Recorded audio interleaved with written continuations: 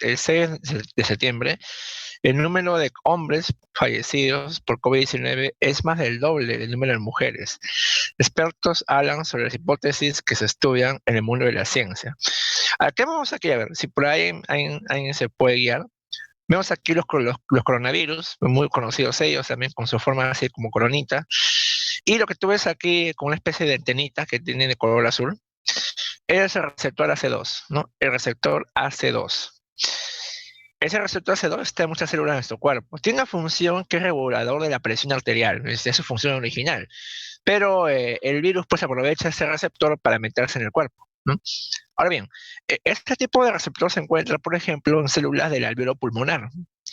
Entonces, se ancla a esas células, entra ahí y comienza el problema. Sí, pues.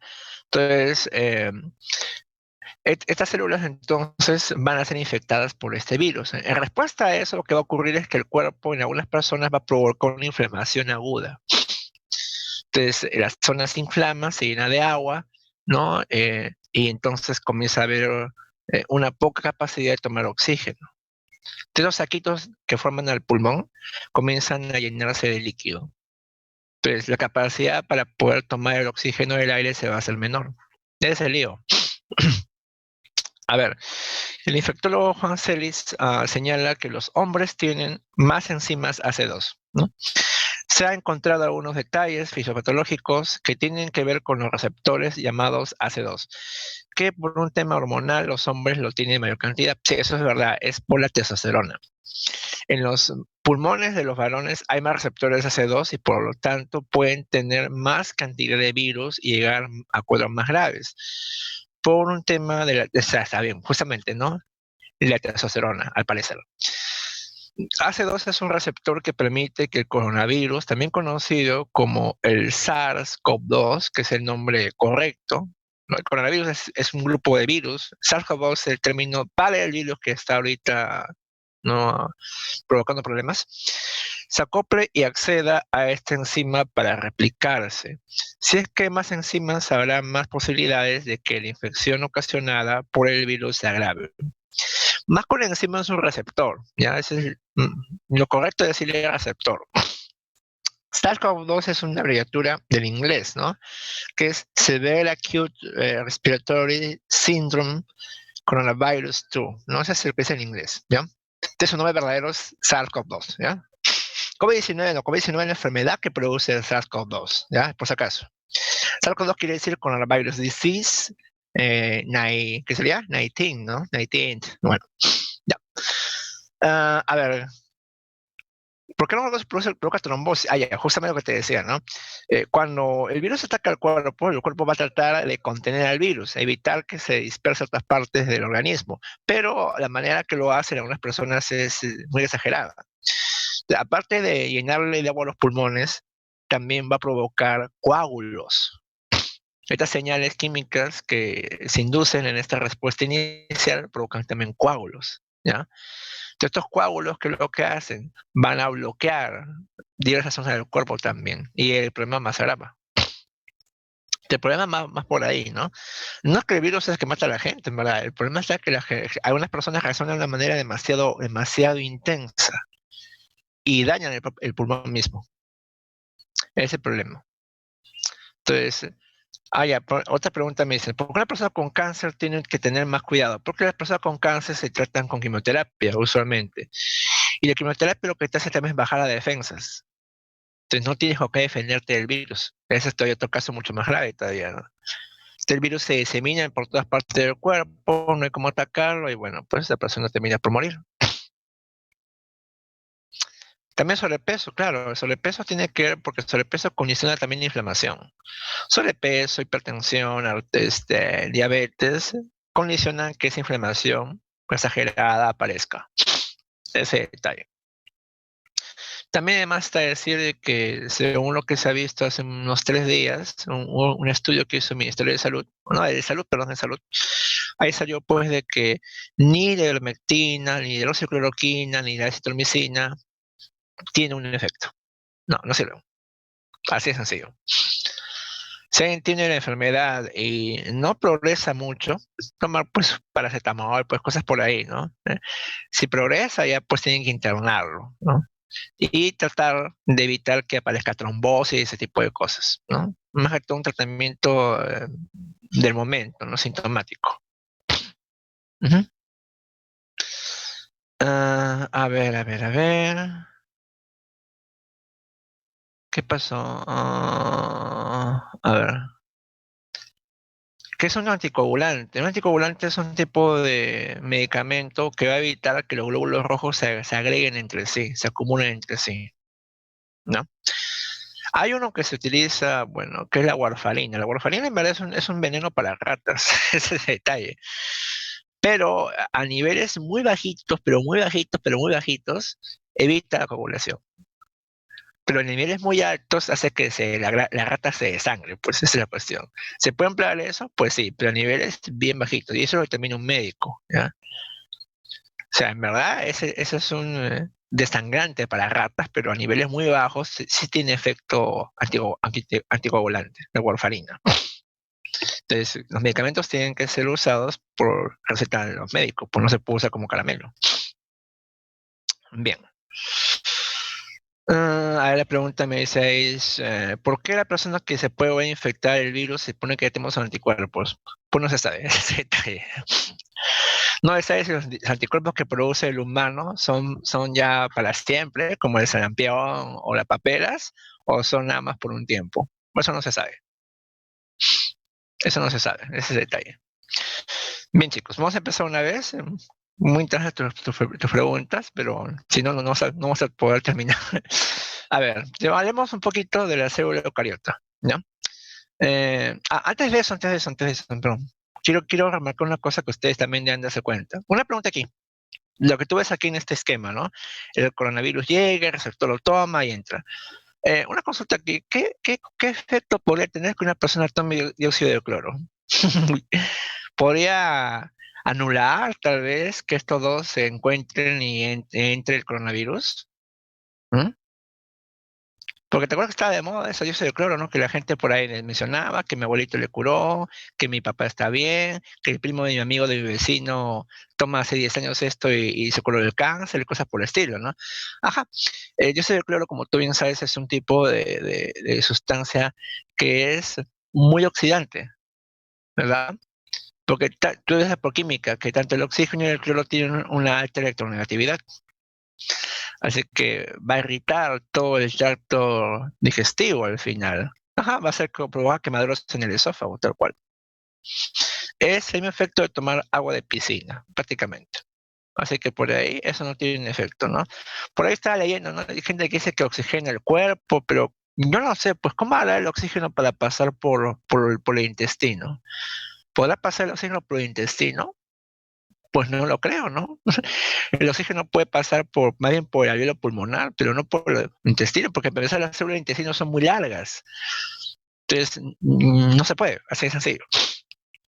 Hay muchas capas en el intestino que impedirían que el oxígeno pase. Si es que por ahí entrara, ¿no? Bueno, que por lo que ya son gases nada más, pues no. A ver, me pregunta Michael, ¿el SARS-CoV-2 se mantiene más en el frío o en el calor? Hay muchos virus que tienen que ver con el resfriado que se mantienen más con el frío. Ese detalle. Se mantiene más con el frío. El frío provoca dos cosas, que el virus se mantenga viable y también que la mucosa nasal esté predispuesta a recibir el virus, como que la debilita. Ujú. Bien, entonces, célula eucariota, ¿ya? Vamos a analizar la morfología interna de las células eucariotas y después también comprender las funciones de los organelos celulares y el núcleo celular, ¿ya? Entonces, vamos a ver cómo son por dentro las células y qué organelos presentan y cómo funciona su núcleo. Lo que yo estoy en la imagen aquí es un esquema, ¿no? Bastante sencillo, ¿no? Ya hecho por computadora de una célula eucariota. Lo que tú puedes ver aquí, ¿qué sería? Yo puedo ver las cosas aquí, ¿no? Mira, hacia el ojo nomás, ¿no? Lo que veo aquí de color medio azulito es un Golgi, ya eso es al ojo, ¿no? Luego también veo aquí de color verde retículo. ¿Qué más veo por aquí? A ver, ¿qué más se puede ver? Esto que está medio verduzco parecen mitocondrias, ¿no? Ya. Esto de aquí, ¿qué cosa es? Ya, esto de aquí, ¿qué cosa sería? Déjame enmarcarlo. No sé si se pueda con esto. A ver. Ya. ¿Eso qué cosa es? A ver, tú miras. ¿Mm? Creo que queda marcado en el círculo rojo. Esto es muy fácil eso. ¿Mm? Comienza con C, ya, una ayuda adicional. Centrosoma, muy bien, exactamente, el centrosoma, ¿no? Son cosas que tú bien conoces. Listo. Algunas estructuras son fácilmente distinguibles en este tipo de esquema, ¿no? Tenemos la carioteca, tenemos por aquí el ADN de la célula y tenemos a centriolo, ¿no? Un gran enrollamiento central. Ya, entonces son algunas cositas que podemos ver ahí, ¿no? También vesículas, ¿no? Vesículas también por ahí. Bien, te dan unas cosas que se pueden distinguir fácilmente. Ya, normal. Vamos a empezar con la pared, ¿ya? La pared también la tenían las bacterias, ¿cierto? Pero aquí la pared de estos seres es diferente, ¿no? ¿Todos los colegas tienen pared? No, ¿ya? Solamente algunos tienen pared. Las plantas, los hongos, las algas son eucariotas que tienen pared. Protozoarios y animales no tienen pared, ¿ya? Entonces, vemos aquí en este esquema una célula vegetal joven, ¿ya? Una célula vegetal joven. ¿Y qué estamos viendo ahí? Mira, me voy a ampliarlo ahí. Vemos aquí que la célula tiene una estructura de color verde que junta células vecinas. Eso de color verde que ves aquí se va a llamar lámina media. Adhiere, junta células vecinas. ¿Qué más? De color medio celeste, bien delgado, está la membrana celular, ¿no? Y encima de ella encontramos a la pared primaria, ¿no? La pared primaria es la que aparece primero en la célula vegetal, ¿no? Entonces vemos aquí membrana celular, pared primaria y lámina media. Eso tiene una célula joven, ¿ya? Pero conforme la célula vegetal comienza a madurar, ya genera nuevas capas. ¿De qué vemos aquí? Aquí está nuevamente la lámina media de color verde, pared celular primaria, y por debajo de ella está la pared celular secundaria, ¿no? Aquí un color medio rojizo, con sus diferentes capas, ¿no? Capa S1, S2 y S3, ¿ya? Pero en estos casos, mira, profesor, si la célula está con una pared, ¿cómo hace para comer, no? ¿Cómo hace para alimentarse? ¿Podrá pasar los nutrientes? ¿Podrán pasar los desechos por ahí? ¿Las hormonas podrán pasar por ahí? Si la pared es totalmente compacta. ¿Cómo hace para pasar una sustancia por la pared? ¿Mm? ¿Cómo lo haría? Tiene edificios, exactamente. Muy bien, Piero, tiene edificios. ¿Qué edificios tiene? Eso que ves aquí. No, mira, curioso, lo que tú ves aquí es un edificio por donde pasan las sustancias de un lado a otro, de una célula a otra. Ese conducto se va a llamar plasmodesmo. Se llama eso plasmodesmo. Ujú. Bien. Y cuando ya es pared secundaria, se llama punteadura. Ujú. Ahora bien, cuando ocurre el crecimiento de la pared secundaria, como es tan pero tan gruesa, el contenido interno termina por desaparecer, ¿no? Mientras sigue joven, si te das cuenta, aquí están los cloroplastos, la vacuola inmensa, el núcleo y todo lo demás. Pero conforme la pared va creciendo, se va haciendo cada vez más impermeable, de manera que las sustancias no pueden pasar. No pasa el oxígeno, no pasa el CO2, no pasa el agua, y la célula muere por dentro. Solo deja su cascarón, nada más. Eso lo puedes ver tú en la corteza de un árbol, lo puedes ver en el xilema, lo puedes ver en el esclerénquima, ¿no? Dejan solamente su pared. El contenido interno pues desaparece. Al final la célula vegetal termina así, ¿no? Su pared se hace tan gruesa de que nada puede entrar ni salir y el contenido interno pues se seca. Ahí está. Bien. Ahora vamos a pasar a hablar también de los componentes de cada estructura, ¿no? Lámina media, ¿no? Eso que está de color verde. ¿De qué estará hecha, no? ¿De qué estará hecha? Está hecha de pectatos de calcio y magnesio.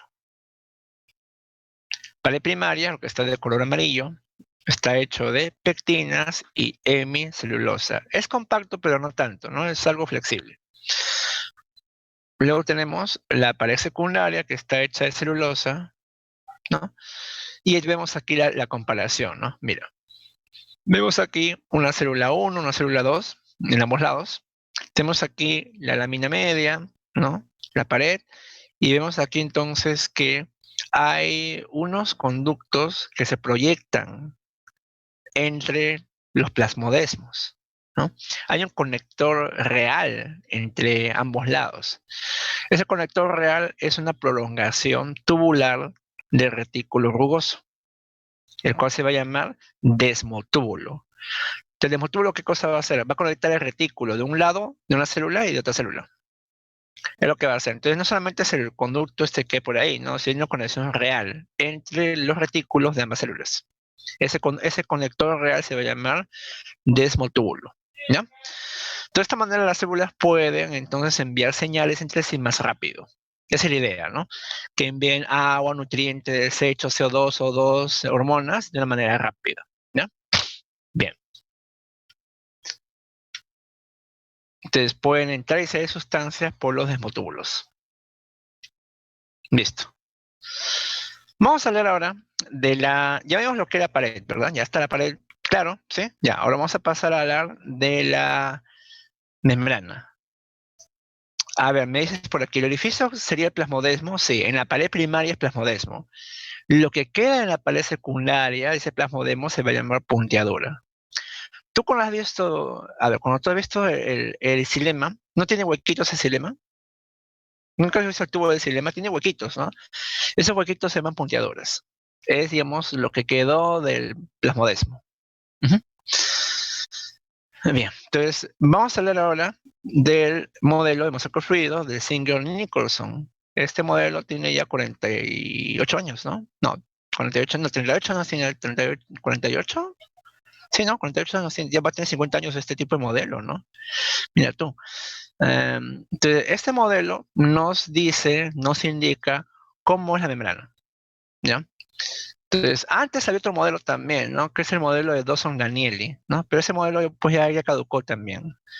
Los modelos son un tipo de propuesta matemática inclusive de cómo es algo. Es un modelo, ¿no? Es una propuesta que con matemáticas también se emplea eso, que nos indica cómo es algo. ¿No? Hay modelos cosmológicos, modelos atómicos, modelos también moleculares. Bien. Entonces aquí tienes una célula, ¿no? Y esto es la membrana que tiene. Entonces, según Singer Nicholson, la membrana está formada por una bicapa de fosfolípidos. Fosfolípidos es eso que tú ves aquí. Tiene una especie de cabecita con dos colas. ¿Sabes? Por ahí, si no ves claramente, lo voy a ampliar aquí también. Mira, el fosfolípido tiene una cabeza polar. Polar sería la cabeza, perdón, cabeza polar. Y las colas son apolares, ¿no? Es una cabeza polar, es una cabeza polar hidrofílica, y las colitas son hidrofóbicas. Cabeza polar y colas apolares. Entonces forman dos capas, ¿no? Que son simétricas, ¿no? Mira, como si fuera un espejo, ¿no? Una capa y debajo está otra capa. Bien, y ahora, insertada en esta bicapa encontramos también proteínas, ¿no? Hay proteínas que atraviesan la bicapa, como esta de aquí, que es un tipo de proteína integral. La integral es la que atraviesa la membrana. Mientras que hay otras, que no sé si por aquí, estas que están por aquí encima, que son las que no atraviesan la membrana. Están solamente de un lado, o bien afuera o bien adentro. Esas proteínas que están de un solo lado se llaman periféricas. Son las periféricas, ¿ya? También se sabe que en la membrana, por la parte externa, si te das cuenta, hay eso de aquí, ¿no? ¿Qué son estas cositas que parecen unas letras Y? ¿Qué son estas letras Y? Que por todos lados en la cara de afuera. ¿Mm? Esas Y son azúcares, son glúcidos. Ujú. Exactamente, muy bien como pone ahí Dante, ¿no? El conjunto de esos azúcares que está por el lado de afuera se va a llamar glucocálix. Exactamente, ¿no? El grupo de glúcidos que están para el lado de afuera se llama glucocálix. Eso es. Entonces, por fuera están los glúcidos, pero por dentro no. Por dentro no hay glúcidos. No, no, esa es la diferencia fundamental. También decimos por esto que la membrana es asimétrica, es decir, lo que está afuera y lo que está dentro no es lo mismo. Y también un tipo de molécula estabilizadora de la membrana es el colesterol, ¿no? Esto que parece una especie de pastilla amarilla, si te das cuenta en este esquema, mira, amarillo, amarillo. Esta pastilla amarilla es el colesterol. ¿Qué es lo que hace el colesterol? Hace que la membrana sea más estable. Es lo que hace, ¿no? Estabiliza la membrana celular. Bien. Las células, digo, las proteínas que tienen estas células, digo, estas membranas, tienen muchas funciones, ¿no? Por ejemplo, pues, pueden ser receptores, pueden ser canales, pueden ser activadores, etcétera, ¿no? Tiene muchas funciones. Ujú. Bien. Entonces, eso es lo que tiene una membrana. ¿Se ha confirmado eso? Pues sí, ¿no? Porque hay fotos, microfotografía, donde se ve que la membrana está formada por dos capitas. O sea, en verdad sí es una bicapa. Entonces, la membrana está formada por lípidos y proteínas. Es lipoproteica. ¿Qué más? Es fluida. ¿Qué es fluido? Que los componentes que la forman no son estáticos, están en continuo movimiento, no estén moviéndose por ahí, no son estáticos. También es selectivamente permeable. ¿Quiere decir esto? Que va a dejar pasar ciertas moléculas y otras no. Escoge lo que va a pasar, ¿ya? Es selectiva. Es como lo que había antes en algunos lugares, ¿no? Ahora ya no hay eso, ¿no? Pero antes, ¿qué había? Se reserva el derecho de admisión.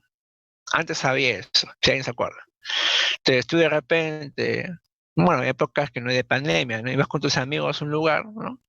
Y de repente te veía ahí el vigilante y no te veía tan bien y dices, no, jovencito, usted no puede pasar, pero yo quiero entrar, ¿no? No puede pasar y punto, ¿no? Tengo DNI, no, no puede pasar, ¿no? ¿Por qué? No se sabe, pues, ¿no? Nada, discriminación, pues, ¿no? Actualmente ya no se hace eso, pues, ¿no? Si tú, por ejemplo, entras a una biblioteca, una librería, una tienda, ahí dice, ¿no? En este local, por decreto municipal, está prohibida la discriminación, o sea, cualquiera puede entrar. Así que la membrana no es así, la membrana sí escoge lo que va a pasar, ¿ya? La membrana sí no tiene ese criterio tan democrático, dice, no, tú no puedes pasar y no puedes pasar. Por ejemplo, la membrana no puede dejar pasar lo que es grande y también lo que tiene carga, ¿ya? Lo grande o con carga no puede pasar, ¿ya? ¿Por qué razón? Porque mira, no podrá pasar algo inmenso como por ejemplo esto que voy a poner por aquí, esto, mira, esta cosa roja. No, mejor que no sea rojo, ¿ya? Que sea verde. Esta cosa verde podrá pasar, podrá pasar por la bicapa, podrá pasar por la bicapa. No puede pasar, pues no tendría que destrozar pues los fosfolípidos, no se puede. Entonces, una cosa grande de manera espontánea no puede pasar, ya, descartado. ¿Qué más? Podrá pasar tal vez algo chiquito, pero, que sea tal vez, de carga positiva o negativa. ¿Mm? ¿Podrá pasar o no podrá pasar? ¿Mm? ¿Podrá pasar esa cosita que es positiva o negativa o no? ¿Puede o no puede? ¿Mm? Tampoco puede pasar. Esas son las reglas. Si es grande, no puede pasar. Si tiene carga, tampoco puede pasar. Ese detalle. Esas son las reglas básicas para poder entender cómo hacer la manera para escoger lo que pasa en una pasta. No grande y no cargado. Todo lo que no sea grande y no cargado puede pasar, ¿no? Podría pasar en ese caso, libremente. Bien. Y también finalmente decimos que la membrana es asimétrica porque los componentes que para ambos lados son diferentes, ¿no? Si tú ves el lado de afuera, hay puro lípido, hay unas colas de proteínas, qué sé yo, y para el lado de adentro, pues no hay nada de eso. Entonces, igualmente, ¿no? El tipo de fosfolípidos que hay para el lado de afuera es distinto que para el lado de adentro también. Entonces, no es como un espejo, no es como un espejo, ¿no? Sino ambos lados tienen cosas diferentes. ¿Ya está? ¿Y esto qué le pasó? Se quedó detenido. Ah, ya. Entonces, también, ¿qué cosa tiene, no? Primero, los glúcidos que tiene por fuera, que es el glucocálix, forma el 8%. Está formado por oligosacáridos, que son cadenas cortas de azúcares. Luego está la bicapa de lípidos, ¿no? Que es 40% del contenido total. Ahí están fosfolípidos, glucolípidos y esteroles como el colesterol. Y lo demás son las proteínas que forman el 52% del total de componentes. formado por proteínas integrales que atraviesan la bicapa y periféricas que no la atraviesan. ¿Ya? Entonces, eso es lo que compone una membrana, ¿no? Y curiosamente lo que más contiene la membrana son proteínas. Son proteínas. Bien. Ahora, vemos aquí una vista más dinámica de lo que ocurre, ¿no? ¿Qué funciones tiene la membrana? ¿No? Primero tiene la función de separar espacios en la célula, ¿no? La llamada compartimentalización. Separa por espacios, por compartimentos de la célula. ¿No? Tenemos aquí un medio extracelular, un medio externo y un medio interno, ¿no? Medio externo y medio interno. También transporte. Deja pasar a unas sustancias ayudándolas por proteínas de transporte. ¿No? Por ejemplo, esta proteína deja pasar el sodio o el potasio. Luego también tiene función de anclaje también, ¿no? Que la célula se sujete a un lugar, ¿no? También tiene función receptora, ¿no? Tiene también proteínas que van a recibir señales. Y también tiene función aquí, ¿no? Transductora también. ¿Qué quiere decir transductora? Que va a provocar un cambio, ¿no? El receptor solamente es captar, como una antena, capta una señal. Un transductor es un tipo de proteína que provoca un cambio dentro de la célula. Por ejemplo, este transductor, al ser activado, hace que el ATP se convierta en AMP cíclico y provoca cambios en la célula. Puede ser que crezca, puede ser que produzca más proteínas, puede ser incluso hasta que muera también. Entonces, estos transductores son importantes porque los transductores son proteínas que pueden hacer que la célula trabaje a nuestro criterio también. Le damos una señal y la célula cambia su comportamiento. Bien, a ver, ¿qué pregunta me hace John Mel? ¿Cuál es la diferencia entre la capa del fosfolípido superior a la inferior? Ya. Es su composición. Por ejemplo, en la capa de afuera, ¿qué es lo que más hay? Lo que más hay en la capa de afuera es la fosfatidilcolina.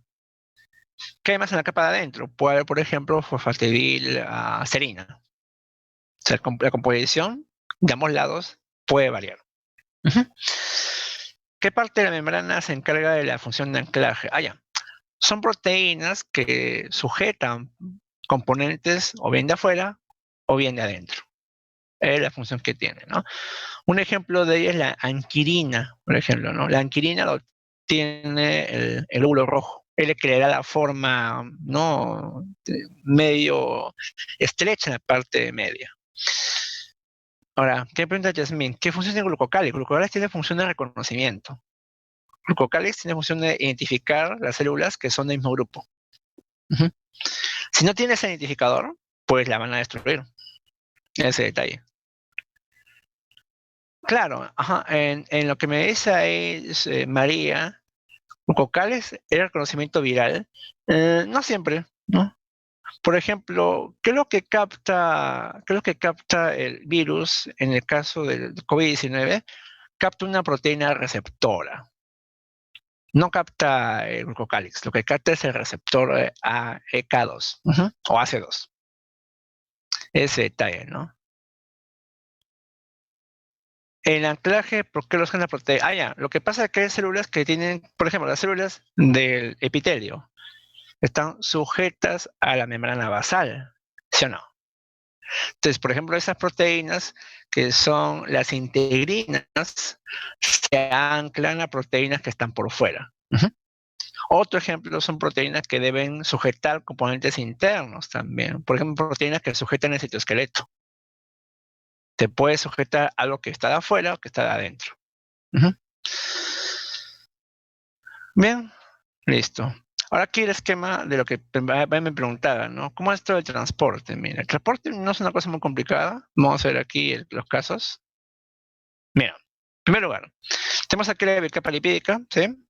Por un lado está el espacio extracelular, por otro lado está el citoplasma, ¿está? Y aquí vamos a ver que hay varias formas de transporte. El transporte que no gasta energía se va a llamar transporte pasivo. ¿No? El transporte pasivo es aquel en el que no hay gasto de energía. sin gasto de energía. Y segundo punto es a favor de la gradiente de concentración. ¿Ya? A ver, ¿qué quiere decir lo segundo? Eso de repente alguien no lo capta. Las moléculas tienden a viajar siempre de la zona de mayor concentración a la de menor concentración. Es eso que ocurre espontáneamente, ¿ya? De mayor a menor concentración. Por ejemplo, si yo coloco en un vaso con agua, ¿no? Agua que está hervida fría, una gotita de café concentrado, ¿qué va a pasar ahí? Se coloca en un recipiente con agua, ¿no? Hervida fría o hervida nomás, una gotita de café concentrado. ¿Qué pasa en ese caso? Las partículas del café van a comenzar a difundirse en todo el medio. Van de la zona donde hay más a donde hay menos. Uh-huh. No hay una fuerza que los obligue, no es algo espontáneo que ocurre. Es espontáneo eso, no es forzado, ¿no? No es forzado, es espontáneo. Entonces, el movimiento de mayor a menor concentración. Ahora bien, el transporte pasivo también tiene varias formas.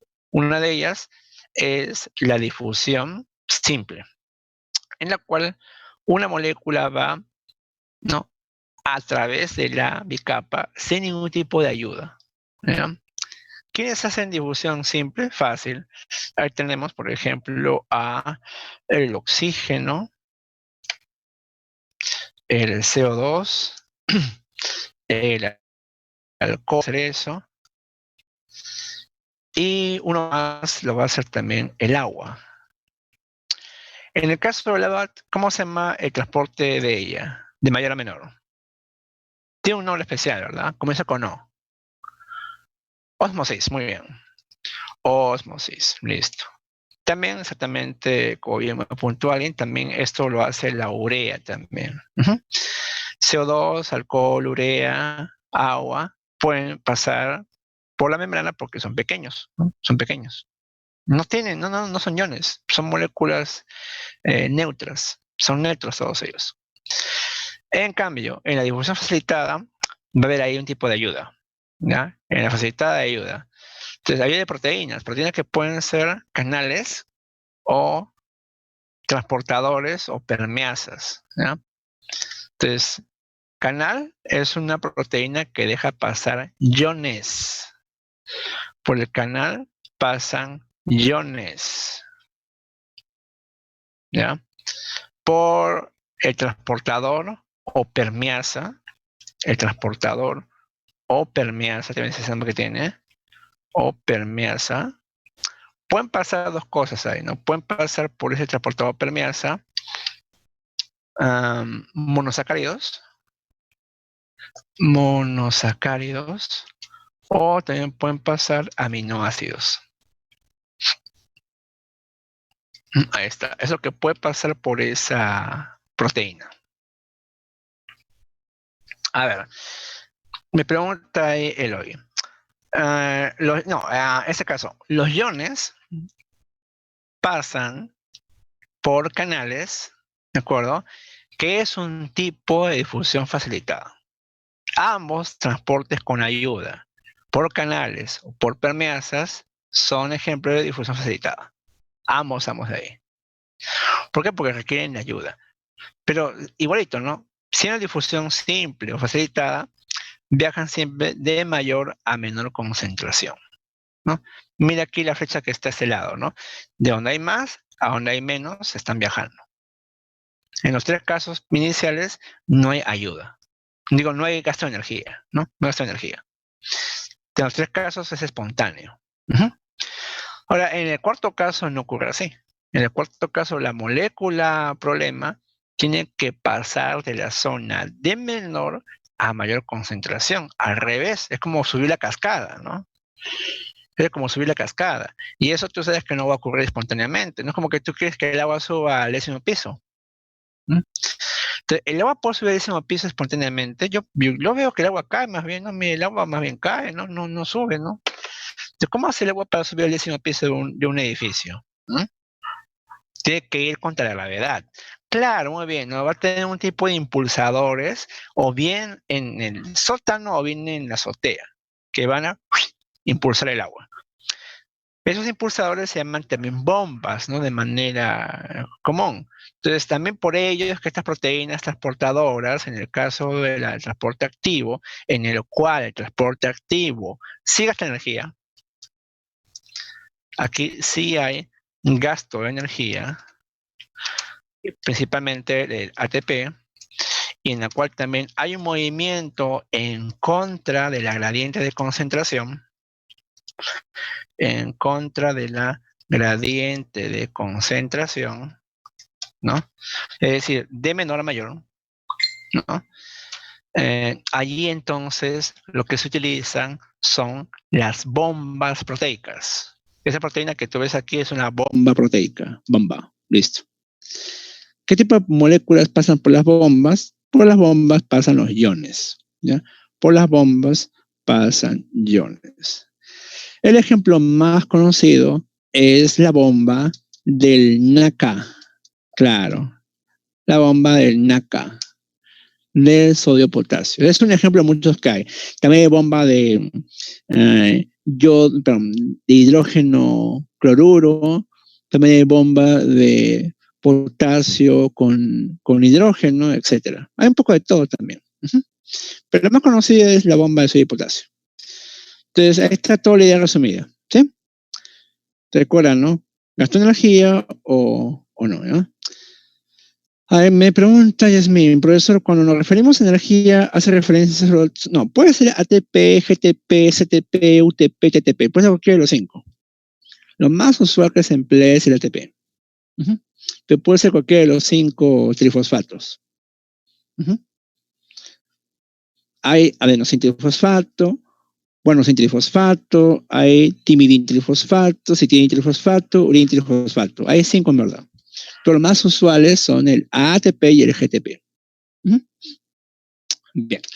Todo viene hasta aquí, ¿no? Pero el problema está en que esto me arregla el problema solamente de aquellas moléculas o compuestos químicos pequeños, ¿no? Un ion es pequeño, por ahí un aminoácido es pequeño, ya, son pequeños todos ellos, ¿no? Y cuando quiere pasar a lo grande, esto no sirve ya. Si yo quiero que algo grande pase, como por ejemplo una proteína que tenga un tamaño como esto, podrá pasar por bombas, canales o transportadores por ningún lado, pues, ¿no? Entonces, si quiero pasar algo grande, estos trucos ya no me sirven, ¿ya? Ya no sirven ya. Entonces, tengo que crear otra estrategia para que estos compuestos grandes puedan pasar, ¿ya?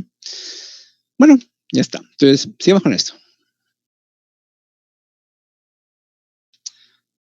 A ver, ¿qué dice por aquí? Ah, no, antes de ver ribosomas, ¿no? De ver ribosomas, espérate un momento, ¿no? Antes de ver esto, ya. Voy a borrar esa parte de aquí para que tomemos nota. Esto de aquí no existe todavía. Espérate un momento. Y ahora sí. No.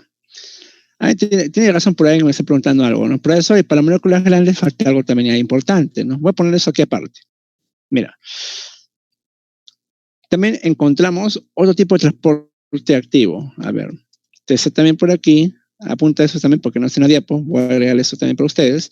Es el transporte activo en masa, ¿ya? En masa.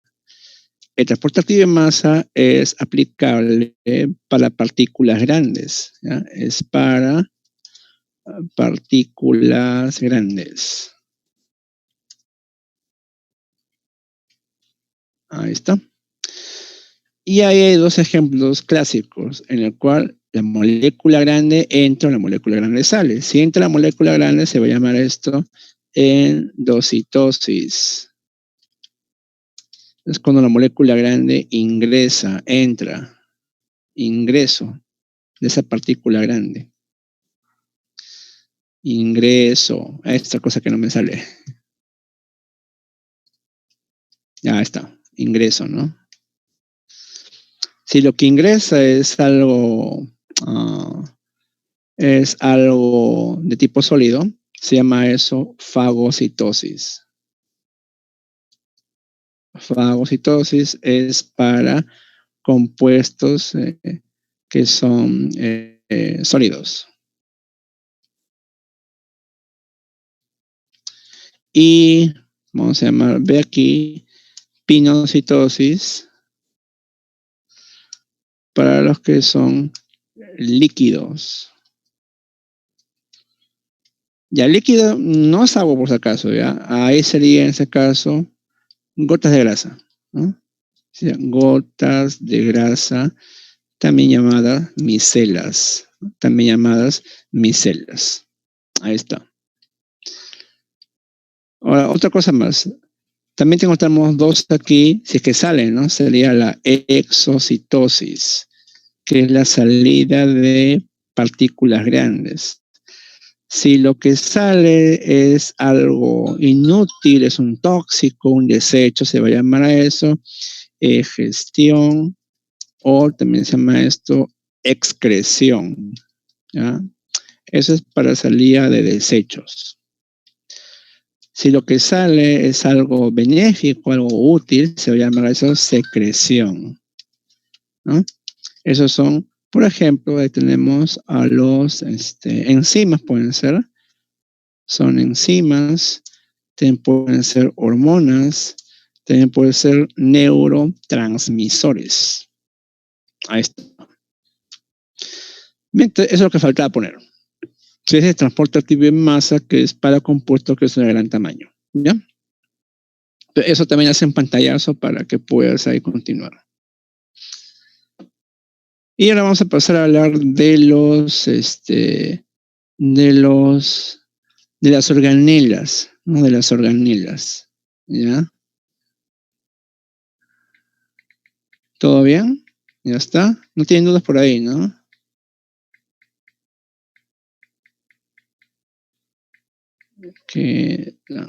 Ya está.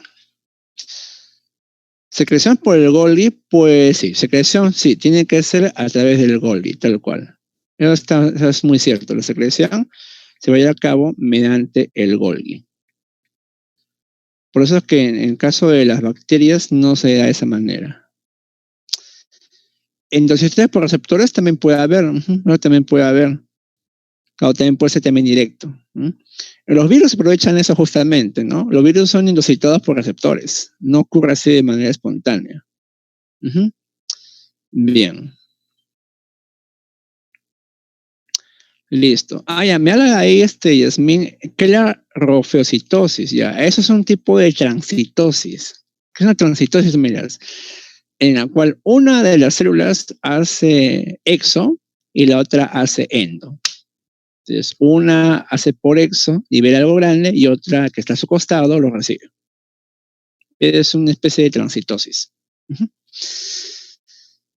Ambos se pueden complementar también. Sí, ambos se pueden complementar. Listo. Ahora sí, pasamos a los ribosomas 80S. 80S, ¿te acuerdas por qué era ese? Era para la unidad de sedimentación Svedberg. ¿Sí? También hemos visto también eso la semana pasada. A ver. Son organelos sin membrana formados por ARN y proteínas, ARN ribosomal, que realizan la traducción. ¿Qué traducción? Sintetizar proteínas. Pueden estar libres o asociados a las membranas internas de la célula. Por ejemplo, ¿dónde hay ribosoma 80S también? Aparte de estar en el citosol, también se encuentra en el retículo endoplasmático rugoso. Plasmático, nombre plasmático rugoso. Y también se encuentran, además, en la carioteca. También pueden estar ahí. Por fuera pueden estar. ¿Ya está? Vemos ahí entonces el ribosoma 80S completo, formado por las subunidades ribosómicas, ¿no? Están aquí, no sé si esté eso ya apuntado, pero voy a hacer un clic aquí. No, todavía no. Entonces, aquí tenemos a la subunidad mayor. Subunidad mayor. Y abajito está la subunidad menor. Como son unidades de sedimentación, no se puede sumar a ella. Esto no es adecuado sumarlo. ¿Qué se emplea entonces? Todo el ribosoma completo se sedimenta y queda en la raíz 80 del tubo. Si yo separo la mayor, ¿dónde se sitúa a sedimentarse? En la raíz 60 y la menor en la raíz 40. Esto es el asunto. Entonces, eso no se puede sumar. No se puede sumar eso, ¿ya? Sumarlo no tiene sentido porque no son pesos, ¿ya? Son en qué punto se quedan sedimentados. Esa es la idea. Es como si fuera, no sé, pues el jugo de maracuyá, ¿no? Cómo se sedimenta, ¿no? Las partículas del jugo, algo por el estilo. Ahora bien, estas moléculas usualmente trabajan así, estos componentes, perdón, estos organelos pueden trabajar de manera simultánea. Es decir, un ARN mensajero que está aquí de color verde va a ser empleado por varios ribosomas para producir proteínas. Entonces tienes aquí una secuencia, ¿no? Tienes aquí que se une la subunidad menor o pequeña y la mayor. Luego comienzan a formar la proteína usando el código que le da la molécula del mensajero. Y ahí forma poco a poco la proteína. Una vez que la proteína se ha formado, las subunidades, otra vuelta se separan y el ARN se degrada. Eso de ahí. Me pregunta quién está por aquí, Xenia, ¿qué es un polisoma ya? Un polisoma sería algo como eso, mira. ¿Qué es un polisoma? Polisoma o polirribosoma. Ya sería algo como eso. Me voy a ver los mismos colores de ahí, ¿ya? Esto que tú ves aquí en el primer esquema es como una especie de secuencia, de película, ¿ya? En el caso de un polisoma, ¿qué sería eso? Sería lo siguiente. Tienes ahí un ARN mensajero, ahí está el ARN mensajero, y vas a tener aquí varios ribosomas trabajando a la vez. Mira la diferencia con el primero, ¿no? Aquí hay varios ribosomas que están trabajando en simultáneo. Esa es la idea del polisoma, ¿no?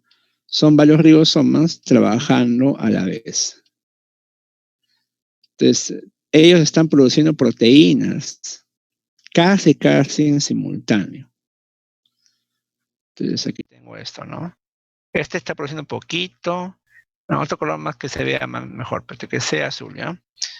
Está un poquito, un poco más, un poco más, un poco más y un poco más. Ahí está. Entonces son varios ribosomas que están produciendo proteínas casi en simultáneo. Esa es la idea. A partir del mismo ARN mensajero. Entonces, si que pongo aquí, ¿no? Son varios ribosomas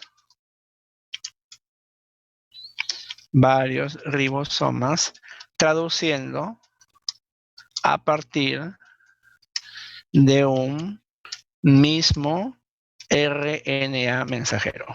Ahí está. Eso sería un polisoma. Traducción se va a dar en toda aquella estructura que tenga ribosomos, o sea, en la membrana del retículo rugoso, en la membrana de la carioteca, en el citosol, ocurrirá eso. Cada ribosoma era una proteína, pues sí. O sea, cada uno está haciendo proteína, cada uno. A partir de un mismo mensajero, en el caso del polisoma. Muy bien. Entonces, también eso apúntalo y pasamos a hablar ahora del citoesqueleto. Ya va a ser la hora de la pausa también. A ver, citoesqueleto. Es un conjunto, no, un armazón tridimensional citoplasmático formado por proteínas. Tiene que ver con la morfología celular, con la forma de la célula.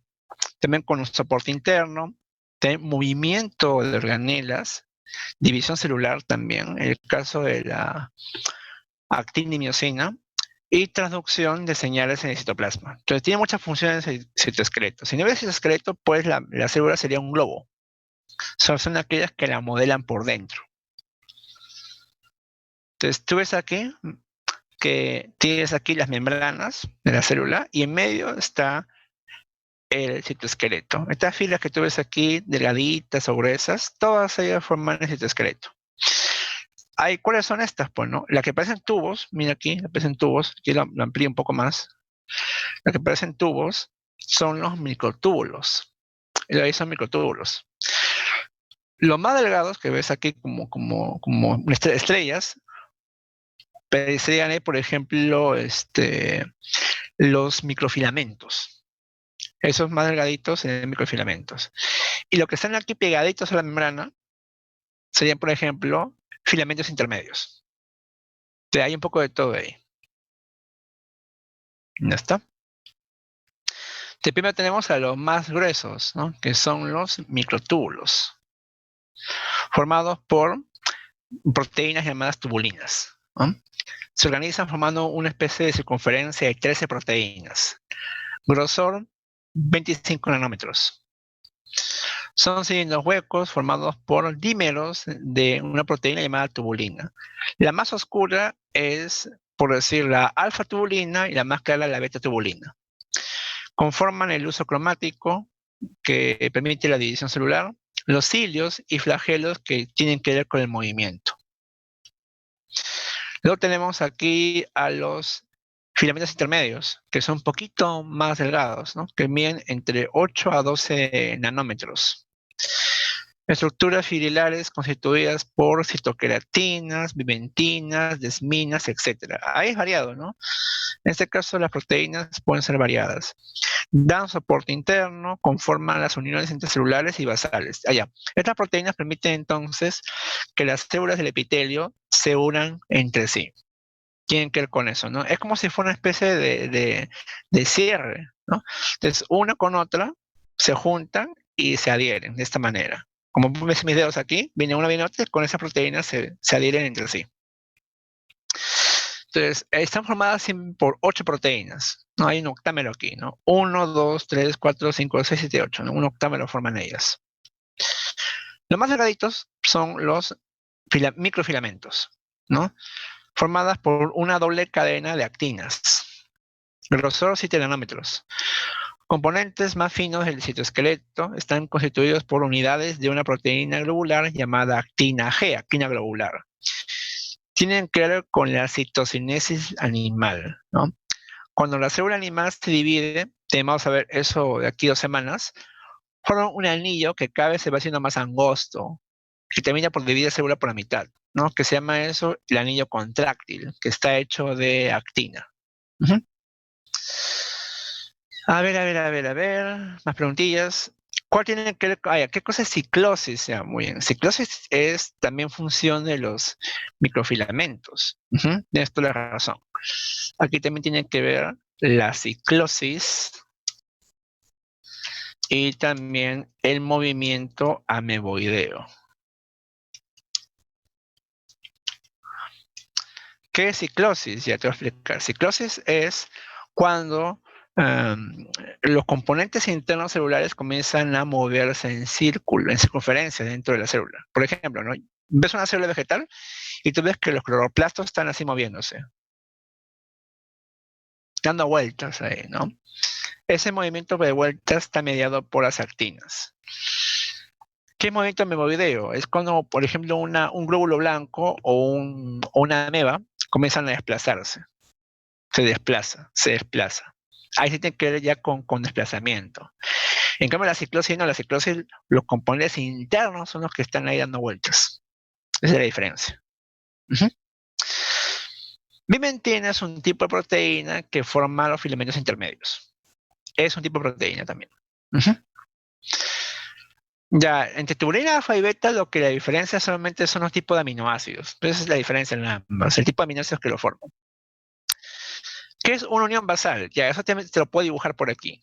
Mira, así sencillo, ¿ya? A ver, tu color más claro, amarillo.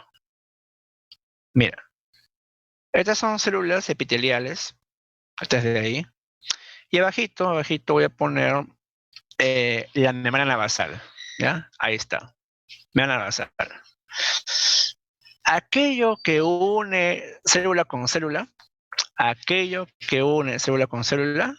como estas cosas que voy a poner en forma de X, eso que tú ves ahí con forma de X es la unión intercelular. Ya voy a ponerlo ese mismo color en cuadrito, ¿ya? Para que te puedas guiar. Aquello que une célula con célula se va a llamar unión intercelular. Ya, este mismo color. Aquello que une célula con membrana basal, que voy a pintarlo aquí de color blanco para que se pueda notar mejor. ¿Ya? Blanco, blanco, blanco. No, ese está muy grueso. Más delgadito, mira. Otro color, negrito, ya, negrito, negrito. O azul, azul, mejor. Azul, ¿ya? Me toca pintarle azul. Ah, esto no está bien. Eso que pintarle azul, mira, esta de azul mejor. Eso de azul que estoy pintando por aquí, une célula con membrana basal. Eso es unión basal. ¿Ya? Eso de ahí se va a llamar unión basal. Unión basal. Listo. Ahora, para que se note mejor eso, voy a poner otro color a esa membrana. Ese color se ve muy oscuro. Que sea color verde claro la membrana, ¿ya? Esta línea basal que sea este color. Ahí está, ¿no? Entonces, lo que une la membrana basal con las células es unión basal. Lo que une las células con las células entre sí se llama unión intercelular. Ahí está. Entonces, en ese caso, sirve para células epiteliales, por ejemplo. Eso no tiene que ver con los vegetales, ya esto es para epitelios. Muy bien, listo. Bien. Ya son las 2, así que voy a hacer una pausa. Más preguntas que tengan, por ahí me las hacen en el chat. Hace pantallazo a esto porque quiero saber en qué diapo estamos para poder justificar bien la clase. Y vamos a estar ya en la diapo, no sé, en la diapo 8 por lo menos vamos a estar ya, para poder ahí no hacerlo muy apurado. Así que es el pantallazo a esto, ¿ya? Entonces borro esta parte de aquí. Voy a ver un momento en qué diapositiva nos encontramos, ¿ya? Estamos en la 10 de 25. Sí, está bien. Está bien. Entonces tenemos tiempo de sobra. Así que esto lo dejo ahí, por si no lo capturo. Ya, ahí lo dejo ahí, ¿ya? A ver, me pregunta de Piero, si no hay membrana, ¿no hay pared? No. La membrana, a partir de la membrana se va a formar la pared. Algunas células, como las vegetales viejas, su contenido interno muere y solamente queda la pared como vestigio de lo que había. Unión intercelular, no. Unión intercelular sería célula con célula. Unión basal es célula con lámina basal. Esa es la diferencia. Bien, entonces voy a dejarlo aquí. Nos vemos a las 12:10.